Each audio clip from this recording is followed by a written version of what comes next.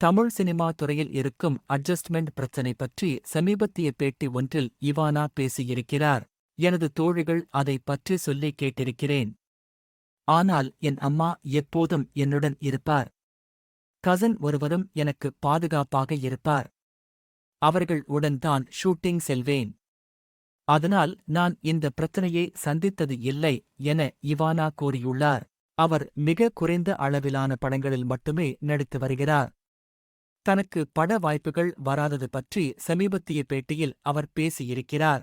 தான் பல படங்களின் ஆடிஷனுக்கு சென்றபோது உயரம் காரணமாக நிராகரிப்பை சந்திப்பதாக அவர் கூறியிருக்கிறார்.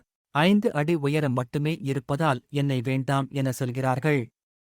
ஹீரோ உயரமாக இருக்கிறார், நீங்கள் செட் ஆகஸ்ட் மாட்டீர்கள் என நேரடியாகவே சொல்கிறார்கள் எனவும் இவானா கூறியிருக்கிறார்.